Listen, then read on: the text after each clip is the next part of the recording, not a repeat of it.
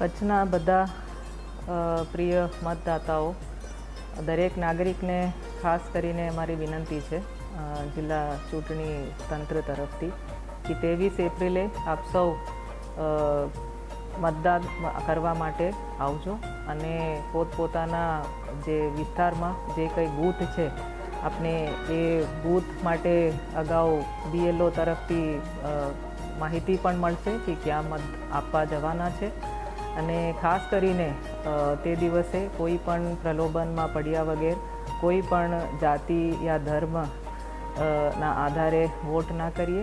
આપણે સાચા અને સારા જે કંઈ જે સ્થાનાર્થી છે એમના માટે જ આપણે મત આપીએ અને નૈતિક આપણી જવાબદારી પૂરી કરી લઈએ અને આ લોકશાહીનો સૌથી મોટો જે તહેવાર છે, જે ચૂંટણી છે, ઇલેક્શન છે, એમાં સારી રીતે એક સારા નાગરિક તરીકે આપણે ભાગ લઈએ એ આપ સૌને વિનંતી છે.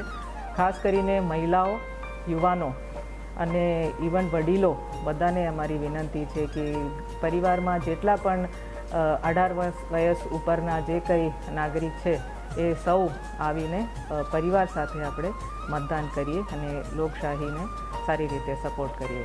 ખાસ આપની વિનંતી છે.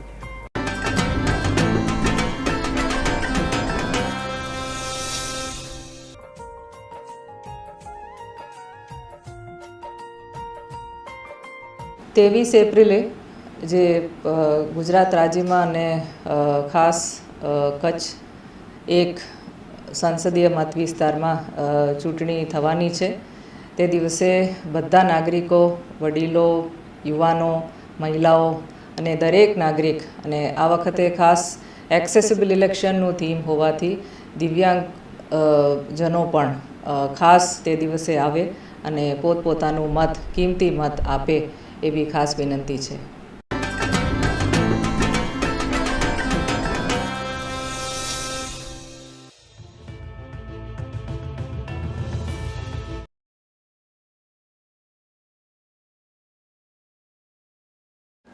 ગુજરાત તથા અંજારના તમામ મતદારોને ગીતા રબારીના પ્રણામ.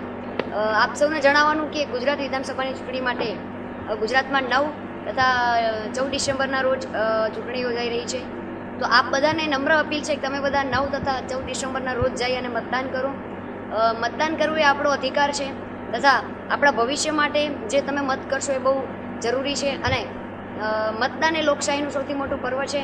આપણો મત, આપણો અવાજ જાગૃત કરો તથા મતદાન અવશ્ય કરો. મજબૂત લોકશાહીની ભાગીદારી માટે આપણે વોટ કરવો બહુ જરૂરી છે. તો હું તમામ ગુજરાત તથા મારા કચ્છ અંજાર રહેવાસી મારા યુવાન ભાઈઓ બહેનોને ખાસ અપીલ કરીશ કે તમારું ગમે એવું અમૂલ્ય કામ હોય તમે મૂકી પ્લીઝ પહેલાં તમે મતદાન કરજો. તો બધાને ખાસ નમ્ર અપીલ છે કે 9 ડિસેમ્બરના રોજ મતદાન કરવા જરૂર જજો. જય હિન્દ, જય ભારત.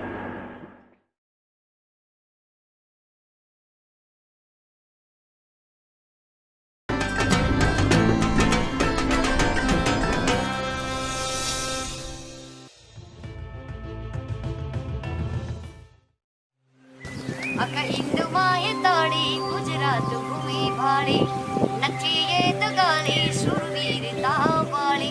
અકા હિન્દુમાં તાળી ગુજરાત ભૂમિ ભાળી નચીએ તો ગાળી સુરવીરતા વાળી. નમસ્કાર, હું છું ગીતા રબારી. ખાસ જણાવવાનું કે 23 એપ્રિલના રોજ લોકસભાની ચૂંટણી છે જેમાં આપ બધાને મત આપવો જરૂરી છે. તમારો બધાનો કિંમતી જે મત આપશો એ આપણું ઉજ્જવળ ભવિષ્ય નક્કી કરશે. 23 એપ્રિલે ભૂલતા નહીં, તમામ કામકાજ મૂકી અને ચોક્કસ પધારજો. જ્ઞાતિ, જાતિ, મતભેદ મૂકી અને લોકશાહી માટે, આપણા ભવિષ્ય માટે જે મત આપશો, તમારો મત બહુ જરૂરી છે. મને આશા છે કે તમે ચોક્કસ પધારશો. એટલે તમારા બધા નમ્ર અપીલ છે કે ચોક્કસ 23 એપ્રિલે મત આપવા જજો. કોઈ પણ કામ મૂકીને મત આપવો જરૂરી છે. મત એ આપણો હક છે. આપણું ભવિષ્ય આપણે જોવાનું છે. તો કોને મત આપવો છે ને કઈ રીતે આપવો છે, તો આપણે ચોક્કસ પહોંચવાનું છે મત આપવા માટે.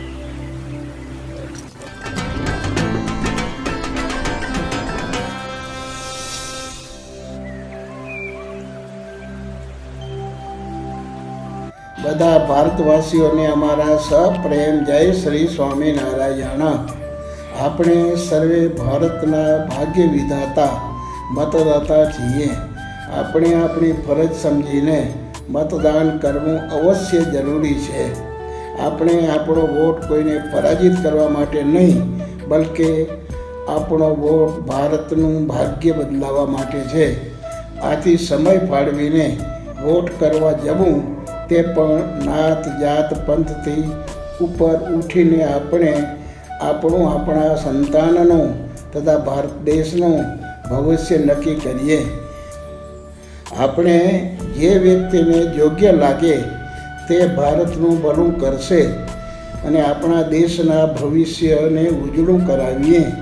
આવી શુભકામના સહ જય શ્રી સ્વામિનારાયણ. लेकिन एक तरफ माता आशापुरा देवी और कोटेश्वर महादेव का आशीर्वाद, तो दूसरी तरफ कच्छ के मेरे खमीरवंत लोगों का हौसला, उनकी मेहनत, उनकी इच्छा शक्ति. सिर्फ कुछ ही वर्षों में इस इलाके के लोगों ने वो कर दिखाया जिसकी कोई कल्पना भी नहीं कर सकता था. कच्छ के लोगों ने निराशा को आशा में बदला. मैं समझता हूं यही तो माता आशापुरा देवी के आशीर्वाद है.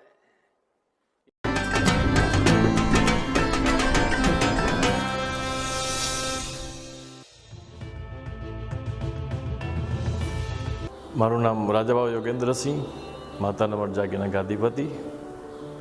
આ અમારી ગુરુ શિષ્ય પરંપરાગત ગાદી. બીજું મારે જણાવવાનું કે કચ્છની દેવી મા આશાપુરા એ કચ્છ દેશ દેવી મહાસભા તરીકે ઓળખાય છે. અહીંયા અસંખ્ય લાખો સંખ્યામાં માણસો દર્શન માટે આ 12 માસ યાત્રીઓ પ્રવાસ ચાલુ જ હોય છે. ને માની કૃપા યાત્રિક બની રહે. સાથે ત્યાં 23 એપ્રિલના આપણું મતદાન થવાનું છે.